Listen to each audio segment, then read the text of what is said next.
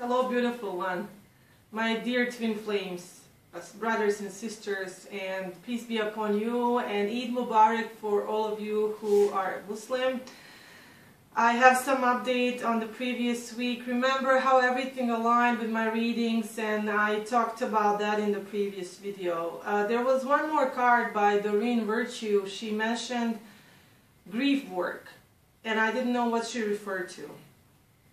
And a friend of my mother of my friend, who is also my friend, she comes to my house on Saturday, and she says that my friend, her daughter, was in a hiking accident. She fell and she died about 20 days before that. She was in shock, so she didn't come and she didn't tell me yet.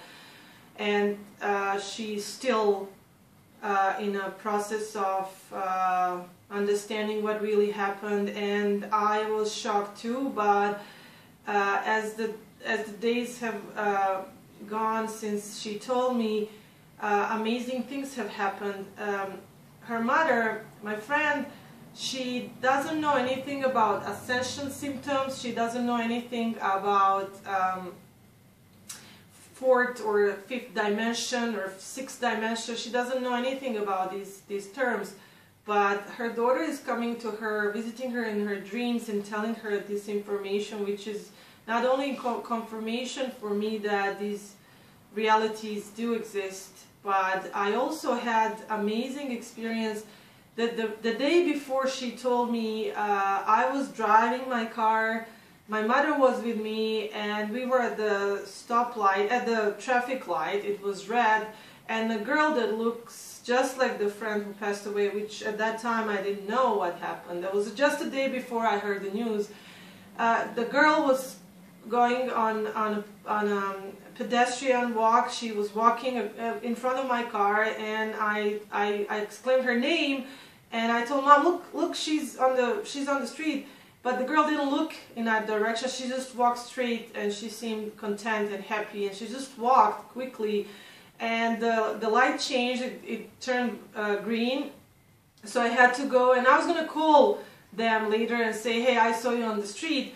But then next day her mother came and told me the news of her passing, and I told her mother, I said, I saw her in a state of shock. I told her right away, I said, that's not possible, I saw her yesterday. And because this girl, she was amazingly beautiful. Her father was Vietnamese and Chinese, and her mother is from Venezuela, and so she had very specific looks, and nobody looked like her. I've never met anyone who I could compare to her, so that was like someone who, like a look-alike, that just reminded me of her, and I just take that as a sign. But what happened is on the morning of the Eid, when I already knew about her passing, and I wasn't thinking was even possible to happen again, happened again. On Eid morning, I was going to the mosque, and on the last stop, I was waiting to turn left. There was cars coming from the opposite direction, and I just glanced into rear view mirror, and the car behind me, the girl, the driver in the car looked exactly like my friend. And she smiled at me, and I smiled back at her, and strangers usually don't do that from the other car. And then a weirdest thing happened. She took out a piece of paper and she was writing something down, and nobody writes anymore. People just text or have a phone in their hands. And she had a piece of paper, and she looked at me, and she looked beautiful, and her hair was well done. Like I remember she had hair like that on her graduation party, and I smiled at her, and I told my mother was again with me, and I said, turn around, look at that girl in the back. My mother didn't do that. The light changed and we had to go, and what should I do? I mean, I cannot stop the traffic, get out of my car and go to the other car. So these circumstances happen to be just to see the person, but you cannot interact, you cannot get close to them. That was amazing. And so I realized that the thin veil between dimensions is really something that I have been able to break through, not with my own will, but with the will of Source, of the Creator, Allah, God. that these ascension symptoms that we all had, that we've been going through, actually did create some kind of breakthrough these different parallel realities. I don't still understand how that works. I know, I believe in it now for sure, and I shared that with her mother, and it has made a huge difference on her. She's feeling better about knowing that someone saw her. Probably she's not letting herself be seen by her, because that would be probably too much for her to handle. But it's like someone, you know, like when your child is in college or somewhere away, and someone is visiting and say, I saw them, they're doing great, they're okay. It's kind of like that in a way, because when we go far away and when we go in a distant land and we cannot call and chat every day, it's still we still exist. We are just in a different place. That's how I view passing as well, especially now when I have these confirmations and beautiful experiences. Also, her mother, just yesterday she called me and she said that she had a dream where my friend visited her and told her, "Mom, I'm gonna get you sunflowers tomorrow." And she woke up and she was expecting someone, she said maybe me or someone from her workplace, to get her a bouquet of sunflowers perhaps. So she expected someone to give her sunflowers, and her daughter used to say that she didn't like roses. If she ever wanted someone to give her flowers, she would like sunflowers. So that was something she said while she was alive on 3D. And so in a dream she told her about sunflowers, and she was driving to work and she was thinking about that, and then her car broke down and she got upset. But then the next second she looked around and she realized that the car stopped on the road and there were sunflower fields on both sides of the road, and she just broke into tears of joy. Okay, so that's another occurrence. And then yesterday my mother finally gets to see my friend's vision, or should we say physical appearance, some kind of quantum physics I believe, so is making someone else look like someone else. That's my explanation. Dimensional energies working through the different dimensions, energies come and they can change the appearance of someone so that they look like a similar to someone else. So there was a girl passing by our house and she asked for some fruit. We have fruit trees in the garden, and my mom, she came to give her some plums and some pears. She came close and she said she looked exactly like my friend, and my mother started crying and she called our friend and she told her that this time she saw a girl that looked like her too, and she was going away from our house, but she said she looked like our friend looked when she was going in high school with the ponytail, and you know.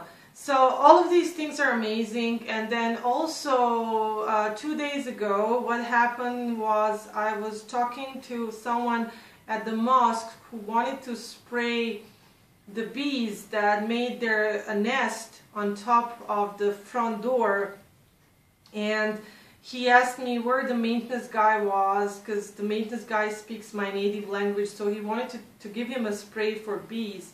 And I said, are you kidding me? You're gonna spray the bees? Have you read the chapter 16 of the Quran? The chapter 16 of the Quran is called the bee, and it describes how the bees are directed through the source, through the energy, through Allah, to build their nests in human habitations or in the wild, and how to collect honey. And we all know the science has proven that they use vibration and energy to move around. And so I told him shortly, I said, have you read the Quran? God tells these little bees to build their nests over there, so why would you kill them? They're not bothering anyone, they're just flying around. That's true, but as a matter of fact, in this state they are stingless. They don't have any stings. So I explained that to him, and he said, okay, he believed me, but he didn't look like he believed me. So I told him I was going to take a photo of one of the bees that are that are around my house, because they have actually for many years have made nests. Many years ago have made nests on the roof of our house. So these bees, when I drink coffee or chai and I sweeten it with honey, they come and I make a special feeder for them, and they have coffee with me. They're just sitting, just flying, buzzing around me. Sometimes I like their vibration. It's a fun buzz, and I'm not afraid of them. And I know they don't have any stinks. And so 2 days ago I was drinking coffee and it was extremely hot, extremely hot. I couldn't even drink it, and one bee was just being silly and going around and around, and I kind of spoke with her and I said, shoot, stay away, don't be crazy, it's a hot coffee. And I actually opened the jar with the honey that was on my plate, and I put it on the side, and I said, okay, you can have some honey right there. But accidents happen, or maybe it wasn't an accident, maybe it was synchronicity for sure. She fell into my cup. I turned around, I was talking to my mother, and she fell into my cup. I was extremely sad, I really was. You can laugh all you want, but I'm sure that real twin flames out there will not laugh, because we are very spiritual persons, and we know that animals are spirits too, and there are nations like us, and that's what the Quran confirms as well. So I was really sad that she fell into hot coffee and she was instantly dead. She was shriveled up, and it was really hot coffee. And so I stopped drinking coffee altogether. I wasn't in the mood for that anymore. I took her out. But something, a huge amount of faith and belief told me, do not just give up. Just wash her under cold water and let her be. And let her be, yes. And I was thinking I will take her, I put her on the paper towel, and I was thinking I should take her next Friday, which was yesterday. I was going to take her to the mosque and show to that guy that actually these bees don't have stinks. And I was thinking to myself, hey, you know, you didn't die for nothing, at least we will show him, so we will save your brothers and sisters at the mosque who live over there. And so I was kind of okay with that, but at the same time I recited a prayer which is done in Islam, which is called Ayatul Kursi. It's a very powerful verse from the Quran, and I just kind of put her on a paper towel and I left her there to dry. And 2.5 hours later, my mother runs into house. I'm very excited. I was working on this project that I'm doing right now. I told you guys I'm building a sofa and stuff. And she ran in and she said, your bee is moving. She's alive. She woke up. And it's not that I couldn't believe that, because I believe that anything can happen through the power of belief. That source that gives life can always give life. And so I walked out and I got her off the paper towel and I put her on my hand, and she walked slowly and she was still weak, and we talked, and I took her outside in the sunshine to dry her wings some more, and I spent almost half an hour with that little bee, and it seemed that she was not, I thought that maybe she couldn't see me, and she couldn't fly because she couldn't see, but then as I was holding her in my hand, I googled quickly and found out, which I didn't know, that bees have 5 types of eyes. And so I was like, okay, I hope one of those eyes, little eyes, survived the hot coffee. So come on, get off, can you fly? And I was talking to her, and she was just like the cat purrs when it's happy, like it starts purring. She was like buzzing little bit on my hand. She just wouldn't want to go, and I thought she was still weak or sick. She just didn't want to go. She was just there hanging out with me, and the moment I said, come on, I have stuff to do, I gotta work, I love you, and I'm so happy that you're alive, but come on, where's your home? And I looked up on my roof, because we were outside, and the moment I said home, she buzzed off of my hand, and she flew, and she was like flying around my face, and then she flew in a spiral motion, beautiful spiral motion, and she went up in the sky and then maybe on the roof, because she's too small, I couldn't see that far. My house is two-story high, and mashallah. And so we say wala havla wala quwwata illa billah. There's no more power besides source, beside God, besides Allah. There's no greater power, the creator of life. So that's what I wanted to tell you, that my grief work this week has to do with actually knowing that we don't have to have grief. We have to feel the sadness of separation between people who pass away, or between us and our twin flame if we are not in the physical yet, if we are not in reunion yet. But we don't have to be in grief, because there is no such thing as death. There's only the death is only opposite of birth, but soul is forever. So we have to really realize that, and the soul of our twin flame is half of us. So there is no such thing as separation forever. It's just a condition that we are in right now, or dimension we are in right now. For most of you out there, if you are in ascension and you are feeling that spiritually you are in the 4th or 5th dimension and your twin is chasing the world and materialistic things, don't blame them. They're in 3D for a reason. They're just in separate dimension because somebody has to be there, somebody has to be here, and we are in 3D as well, but they're also sometimes in 5D, you know, when you feel them and stuff. So we meet there, and then we separate, and we meet again.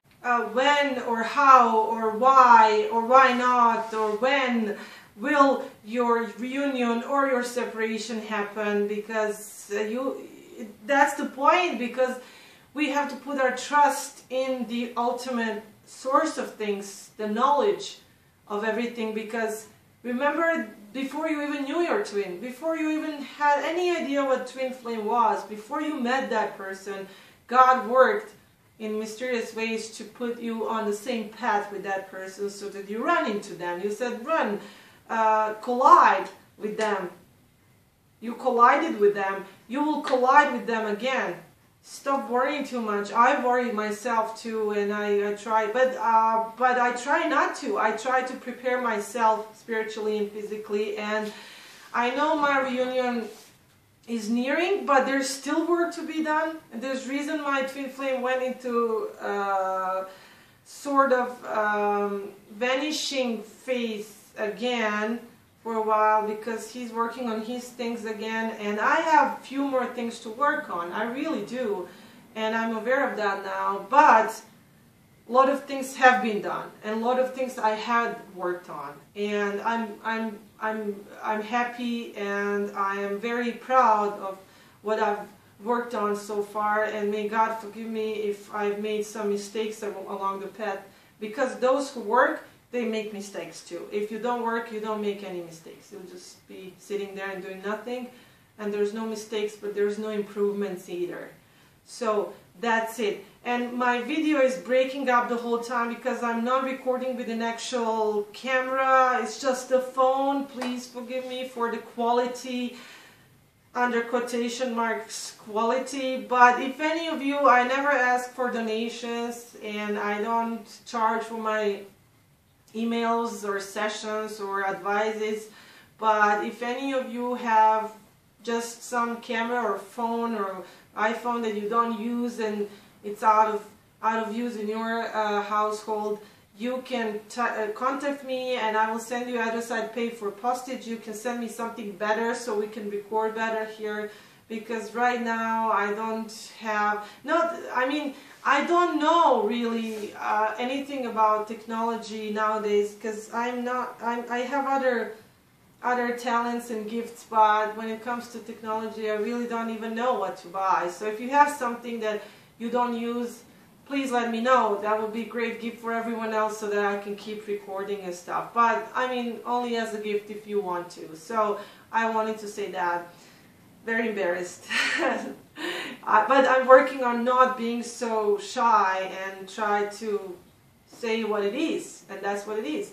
So anyway, a lot of you who have contacted me, thank you, and other people I encourage to contact me, and we can exchange our experiences. You can share your troubles and tell me what's going on, and I can give you advice and humble information that I have, and that most people who have contacted me directly so far happen to be from Southern Europe that I am from, and I never mentioned in any of my previous videos which country exactly that is, and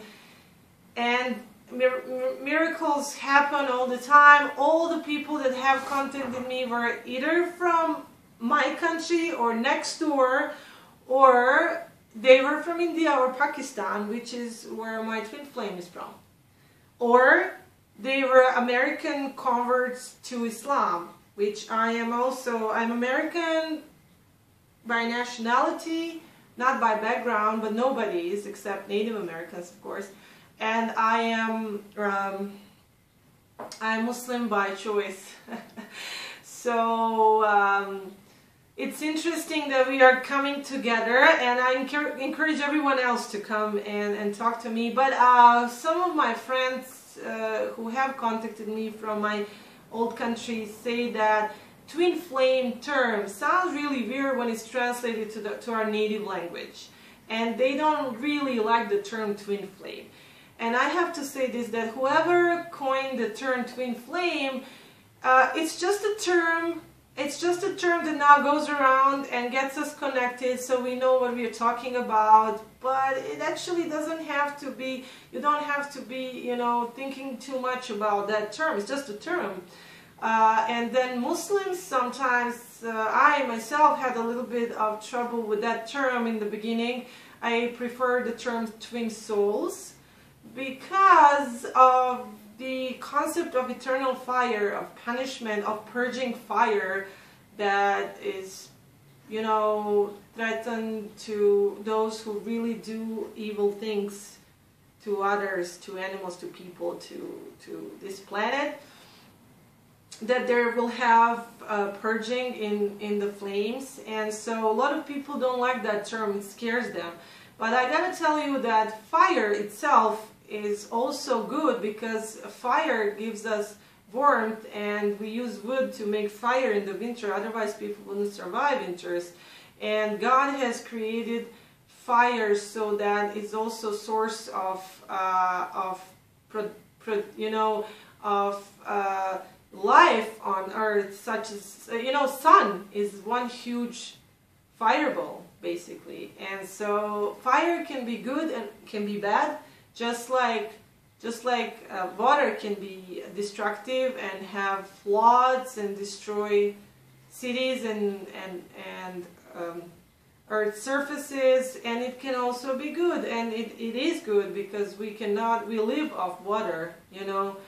The greatest percentage of our body is water, and so yeah, water is indispensable. So, and so is fire. So is fire. But when it comes to the term flames, it's referred more to light and energy that is inside the flame, which we feel that I see, as in when we look at the one single flame, actually pay attention to one single flame. It contains two main colors, which is blue, I'd say more indigo blue, and pink or red. And when I first time had vision of twin flames, which was way before I met my twin flame, I saw two people without seeing faces that were, one was in feminine form and one was in masculine form.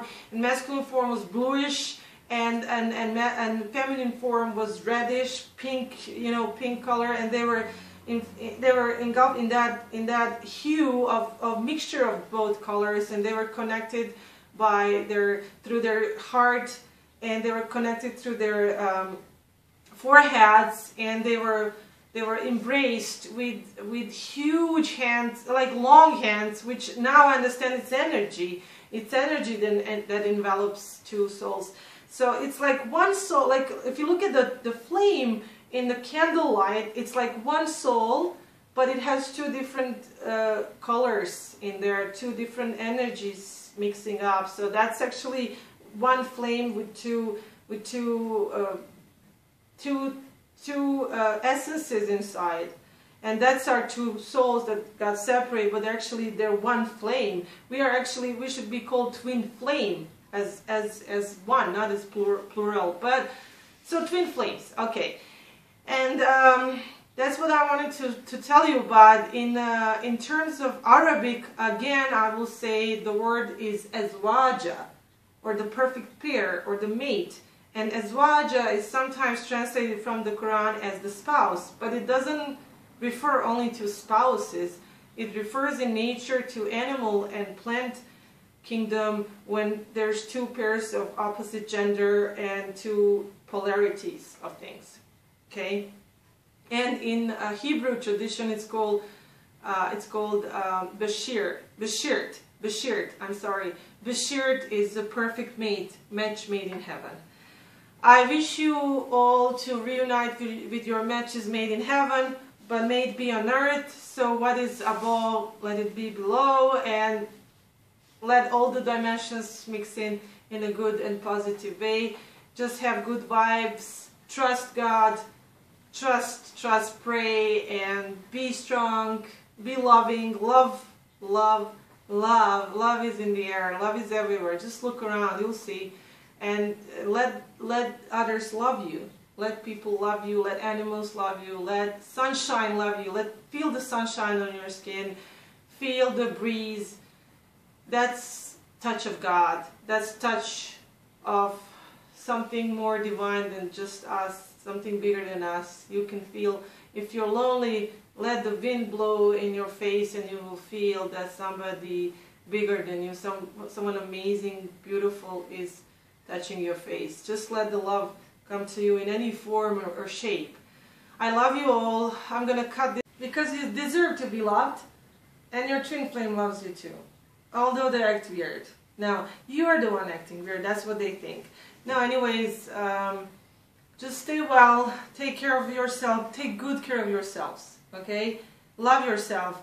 By the way, my soulmate, the one that I had to cut off, the drama queen, I was right, because after I heard the bad news about my friend dying, she knows her as well. I gave her a text, I sent her a text message, and she texted me very heartless message back that really surprised me, and now I'm cutting her off. I'm gonna love her from the distance until she grows up into a little bit better person and can deal with, you know, people's emotions with more care and sense. So I was right to cut that person off, and that helped with my communication chakra, the throat chakra. And then the sacral guy, he kept texting me, calling me. I didn't answer his calls because I explained to him again in the text what was our agreement, how did we talk about that, because he has his plans, I have my plans, and I know he has feelings. I do too. I love him unconditionally as well. He is going to stay in a beautiful memory, and I'm grateful for the amazing experience. But it was right thing to do, because now we are going next step. We are growing more, and chakras are getting balanced, so life is, you know, bringing new experiences, like the grief work I did on this week, and which helped me realize death is just an illusion, and don't be sad, be happy. Okay, love you guys, everybody out there. Subscribe, like, and share. Okay. Salam alaikum, peace be upon you, and Eid Mubarak to all of the Muslims again. Salam alaikum. Now, the video is going on, so I'm going to tell you one more thing. I'm drinking catnip tea. Yes, Google it. It's for human consumption, also very good calming for a good night's sleep. Actually, this is the second time I'm trying. I don't feel something special, but I feel calm. So it has the opposite effect that it has on your cats. It's healthy and it's good for your kidneys and for your liver. So try some catnip tea. I'm not making this up, it's true. It's one of the benefits of having cats, and so we get the information on things that otherwise maybe we wouldn't know. Just like our twin flames are helping us get information on so many beautiful spiritual aspects of life. Without them, we wouldn't be where we are. So be grateful for our twin flames. Life would be boring without them, that's for sure. Love you guys. I'm gonna cut this off, okay? Sorry.